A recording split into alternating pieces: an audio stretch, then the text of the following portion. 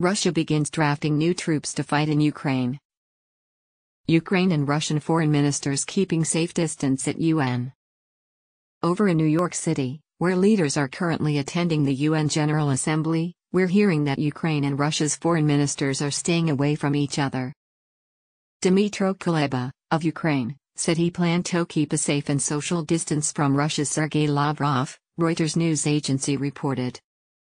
Lavrov is due to address the UN Security Council at the Assembly, which has so far featured various high-profile speeches condemning the war in Ukraine, this afternoon.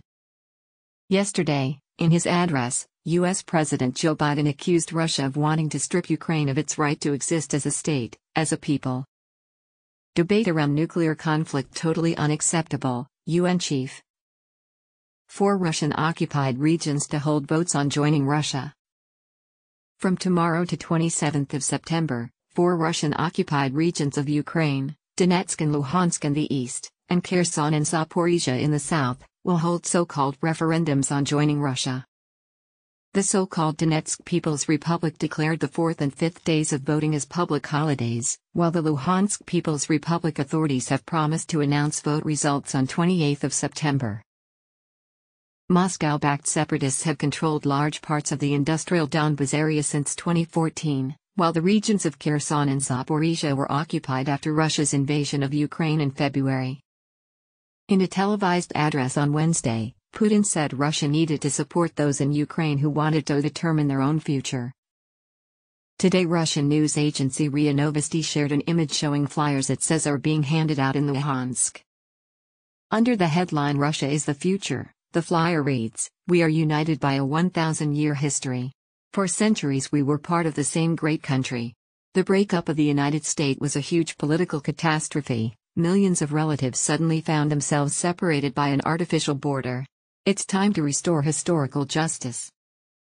This statement encapsulates Russia's claims to the region, which it says is part of historical lands of Novorossiya, the 18th century area that was part of during the Russian Empire and which later became part of Ukraine.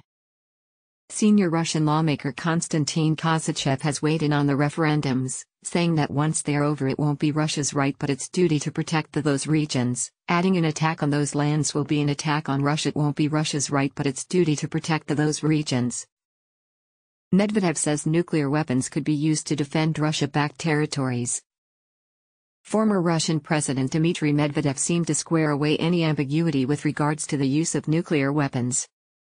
Medvedev said any weapons in Moscow's arsenal, including strategic nuclear weapons, could be used to defend territories joined to Russia from Ukraine, Reuters reported.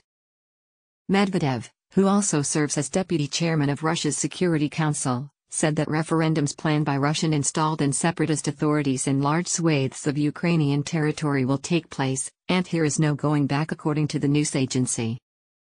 The Western establishment and all citizens of NATO countries in general need to understand that Russia has chosen its own path, he said.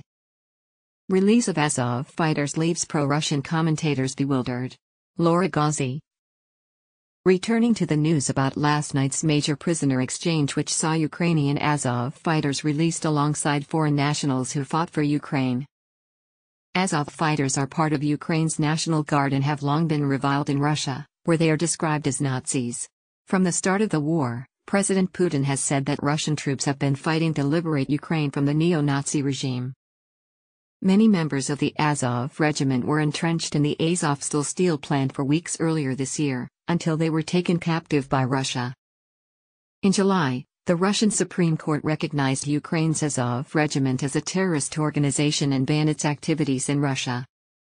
At the time, the chairman of the Public Monitoring Commission of Moscow, Georgy Volkov, alleged that cannibalism was practiced by Azov members, referring to what he said was the testimony of a captured militant. Yet, among those released last night were Azov commander Denis Prokopenko and his deputy, Svyatoslav Palomar. The development has caused considerable anger and confusion among Russian pro-war commentators online. Will anyone explain what just happened? Will anyone be held responsible for all this? Shame, Stalin is not with us anymore, said one Telegram account. This is worse than a crime.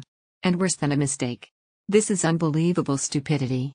Or deliberate sabotage, said former military chief of pro-Russian rebels in Donetsk Igor Strelkov. And Telegram channel Rebar said a serious reputational blow no matter how you look at it.